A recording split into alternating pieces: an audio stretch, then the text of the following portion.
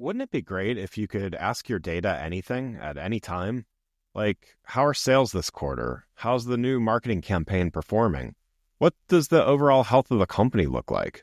And actually get answers right away with charts and graphics and actionable information. You can with Domo's AI and data products platform. Domo lets you channel AI and data quickly, securely, and innovatively to deliver measurable insights wherever and whenever you need them. Anyone on your team can use Domo to easily prepare, analyze, visualize, automate, and distribute data, all amplified by AI. Domo goes beyond productivity. It's designed to transform your processes, helping you make smarter and faster decisions and drive real growth. All powered by Domo's trust, flexibility, and years of expertise in data and AI innovation. The world's best companies rely on Domo to make smarter decisions. See how Domo can help transform yours. Learn more at ai.domo.com. That's ai.domo.com. Welcome to Season 5 of the Agile Brand with Greg Kihlstrom, where we talk with enterprise and technology platform leaders about the people, processes, and platforms that make marketing and customer experience successful, scalable, and sustainable. This is what creates an Agile brand.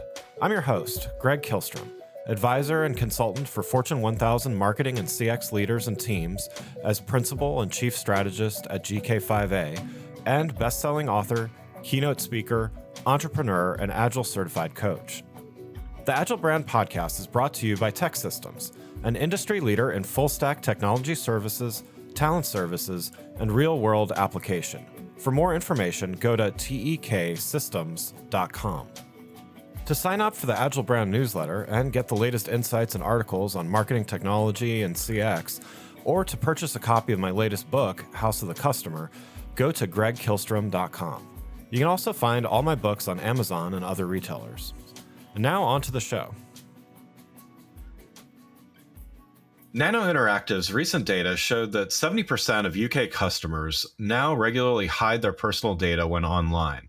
And as the government pushes through its data protection and digital information bill and its online safety bill, marketers need to be prepared for the post-cookie apocalypse, or they risk being left behind and their ad effectiveness will suffer. Today, we're going to talk about the post-cookie world and what this means for advertisers and marketers, and how it stands to affect the customer experience. To help me discuss this topic, I'd like to welcome Carl White, co-founder and group CEO at Nano Interactive. Carl, welcome to the show. Hi, Greg. Great to be here. Yeah, looking forward to talking about this topic with you. Definitely timely. Definitely a lot of people still trying to figure out what to do here. So I'm glad we'll be diving in deep here. Before we do that, though, why don't you start with give a little background on yourself as well as what Nano Interactive does? Yeah, so I have 20 plus years leading digital marketing companies, and prior to that was a magazine publisher.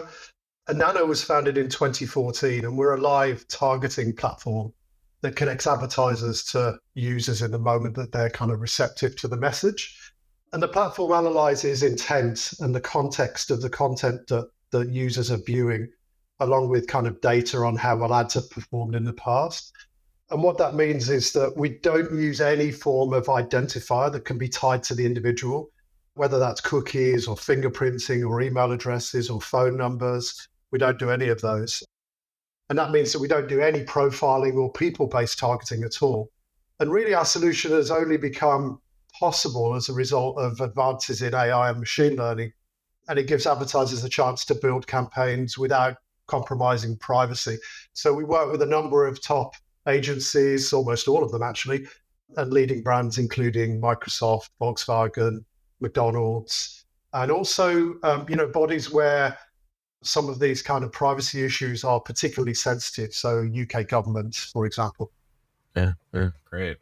So yeah, this is let's dive in here. And so most marketers and listeners to the show certainly are aware of the coming, whatever you want to call it, the cookie apocalypse or whatever.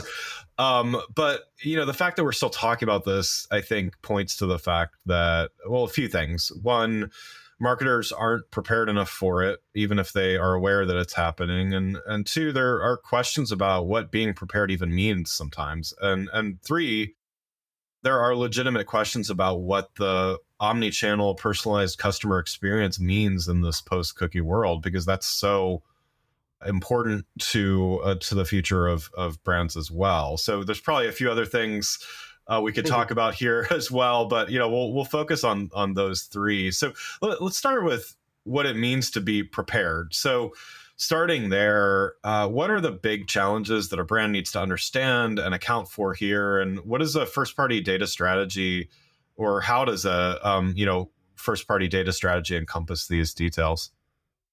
Yeah, I mean, the part of the problem is that cookies have come to encompass so many different uses.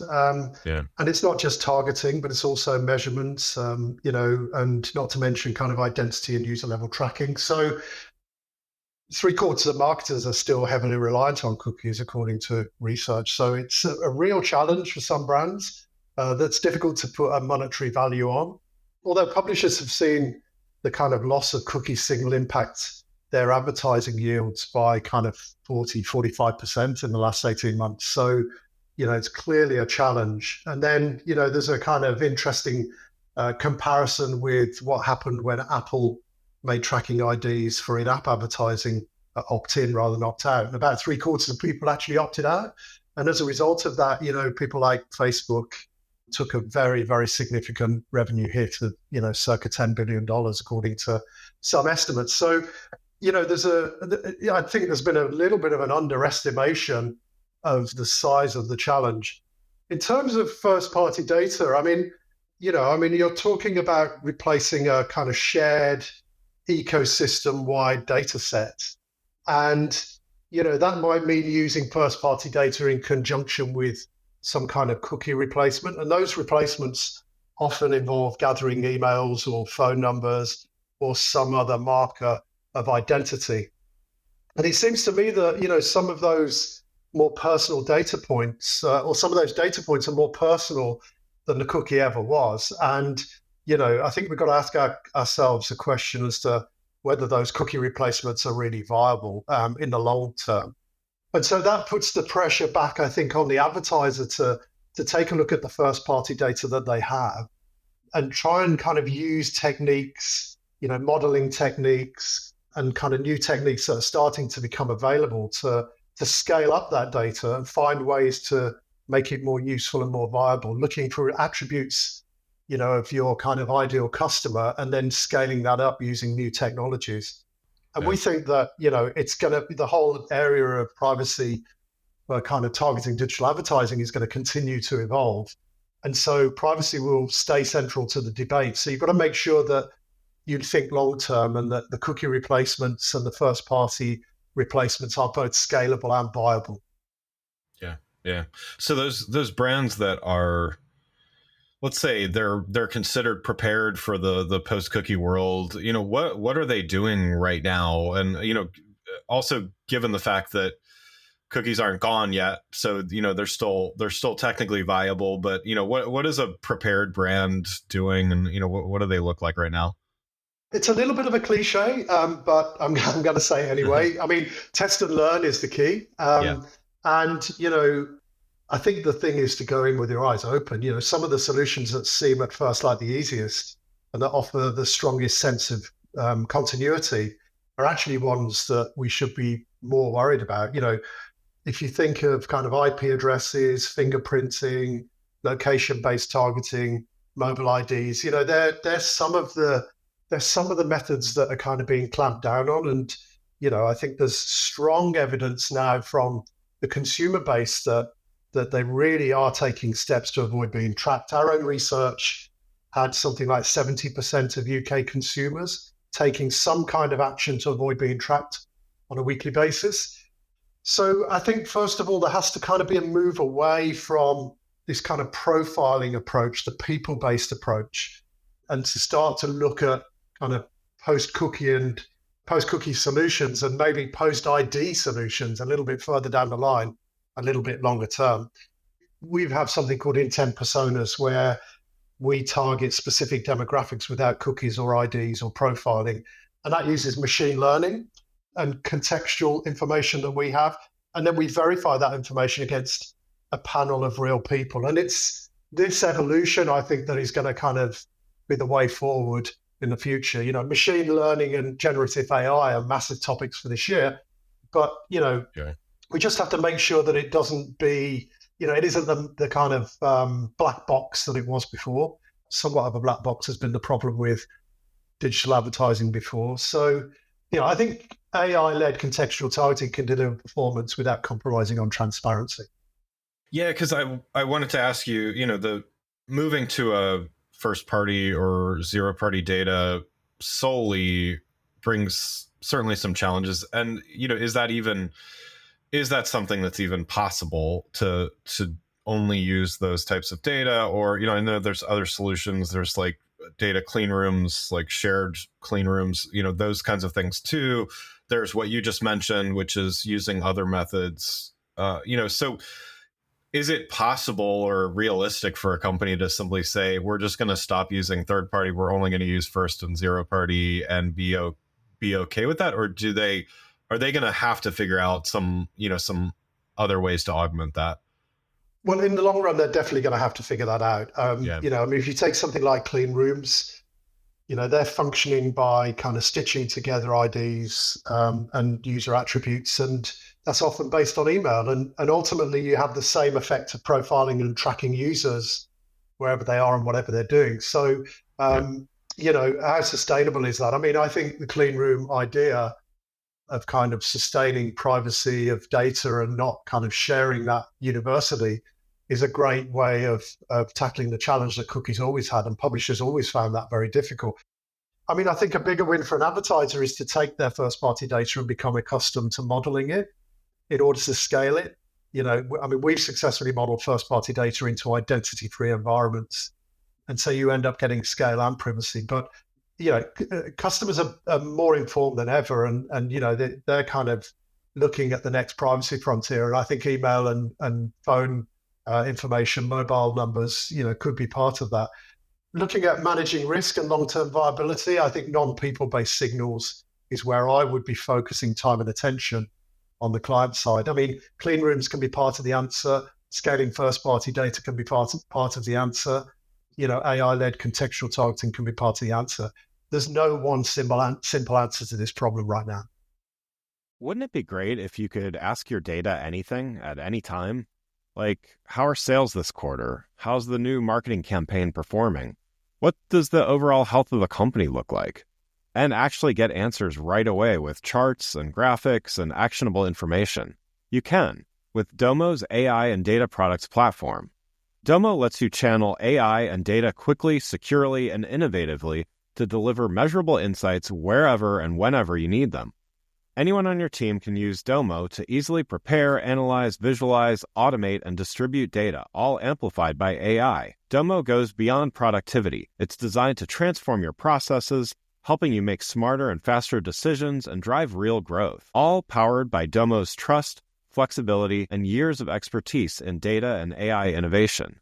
The world's best companies rely on Domo to make smarter decisions. See how Domo can help transform yours. Learn more at ai.domo.com. That's ai.domo.com. Before we continue, I'd like to introduce you to a sponsor of the show, Partner Hero. Customer service outsourcing has long been available mainly to large enterprise businesses with long-term contracts and onerous procurement processes. Partner Hero is challenging business as usual and bringing the benefits of outsourcing to small and medium businesses as well as startups. With short, flexible contracts and fast ramp-up times, Partner Hero is making customer support outsourcing a viable option for small and medium businesses and startups.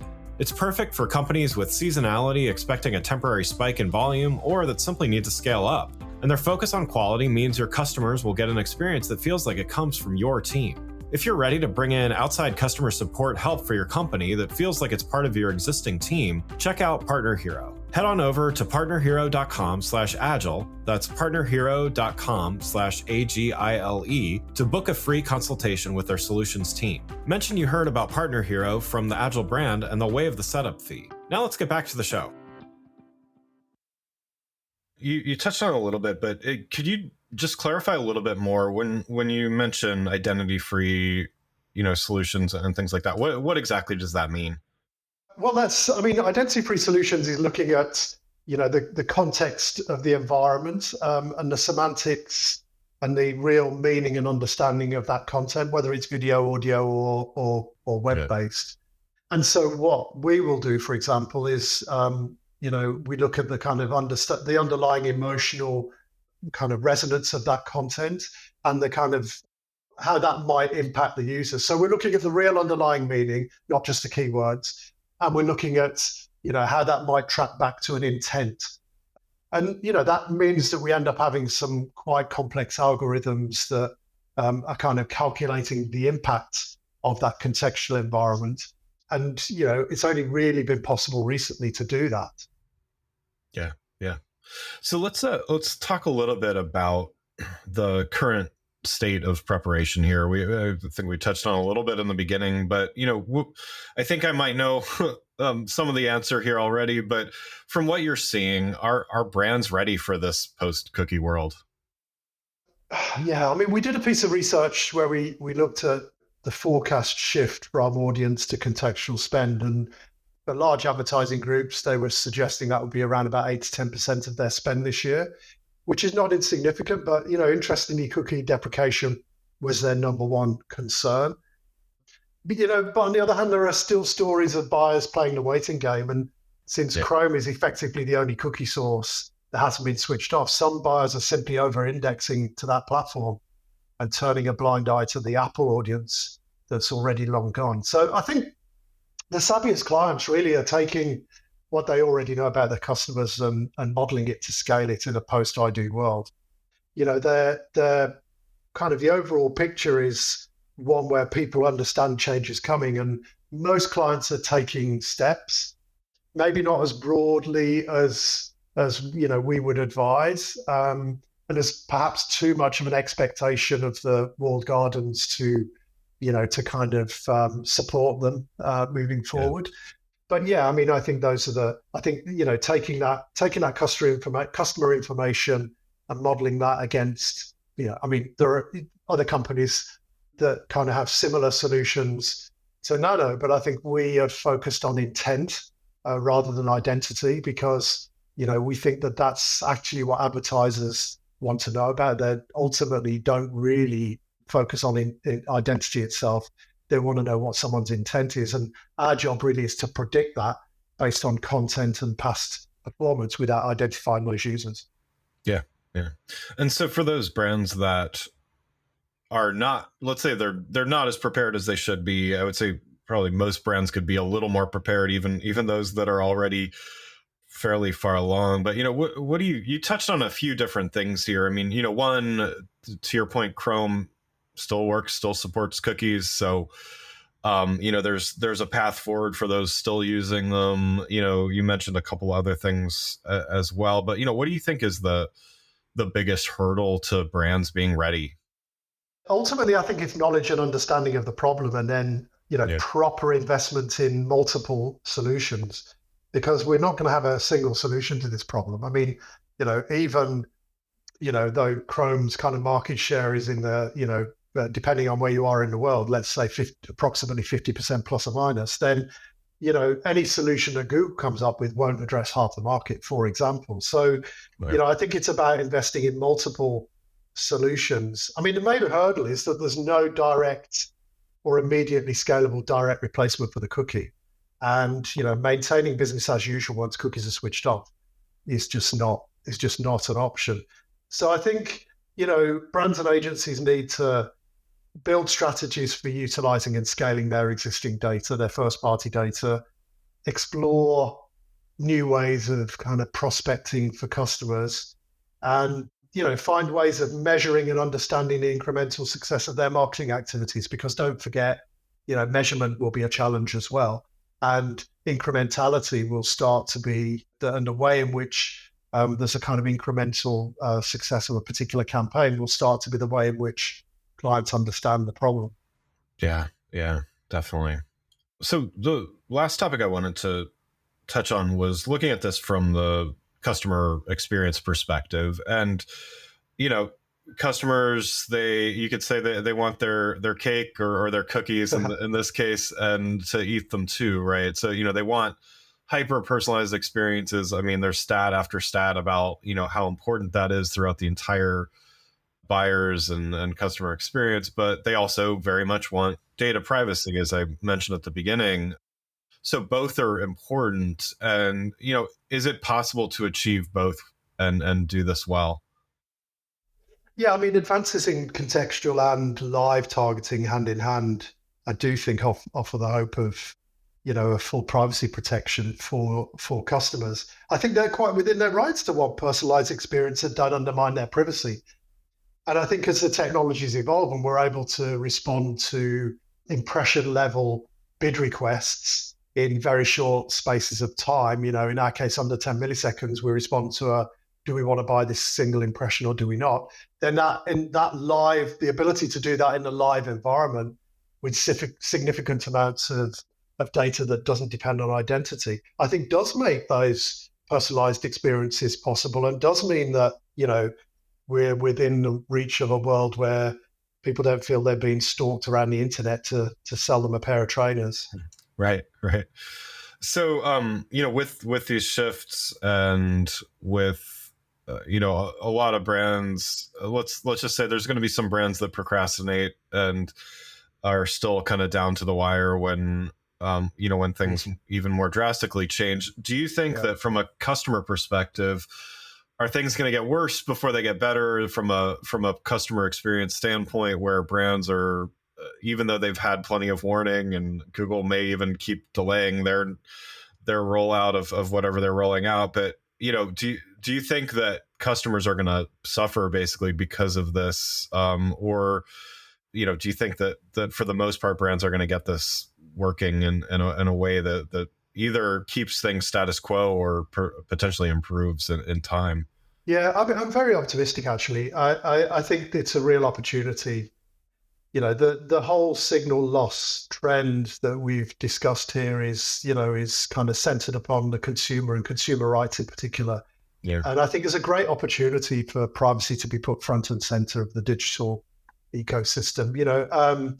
I think customers can see the great content that they kind of demand without feeling they're being followed. And I think as digital natives grow up, they're demanding that more than ever. And they kind of literally see privacy as power. And I think we can embrace that as an industry. I think that we have the tools to be able to do that now, whereas, 5 years ago, maybe we didn't. So it's a massive opportunity for the industry, really, and just requires a little bit of thinking and a little bit of investment and, a little bit of kind of patience to develop those ideas. But in the long run, it could be a really good thing. Yeah, I agree. Well, Carl, thanks so much for joining the show. I've got one last question before we wrap up here. So you've given some great advice already, but what's one piece of advice that you would have for brands that, they may be a little bit late? They're those procrastinators, perhaps a little late to preparation for this post-cookie world. What can they do today to make a first or a next step towards that goal? Well, thanks for inviting me on, Greg. I've really enjoyed it. Yeah. I think the advice would be to get under the hood, fully understand the technologies in your marketing and advertising, start learning how to model and scale your data using some of the new approaches, and kind of understand what worked and what didn't, and don't rely on identity and kind of profiling techniques. I mean, ultimately, don't think post-cookie, think post-ID, and don't just depend on the walled gardens to give you the answers. Yeah, great advice. Well, again, I'd like to thank Carl White, co-founder and group CEO at Nano Interactive, for joining the show. You can learn more about Carl and Nano Interactive by following the links in the show notes. Thanks again for listening to the Agile Brand with Greg Kihlstrom podcast, brought to you by Tech Systems. If you enjoyed the show, please take a minute to subscribe on your podcast channel of choice and leave us a rating so that others can find the show more easily. You can access more episodes of the show at www.gregkihlstrom.com. That's GREGKIHLSTROM.com. To get a copy of my latest book, House of the Customer, visit my website, or you can find it on Amazon or other retailers. The Agile Brand is produced by Missing Link, a Latina-owned, strategy-driven, creatively fueled production co-op. From ideation to creation, they craft human connections through intelligent, engaging, and informative content. Until next time, stay agile.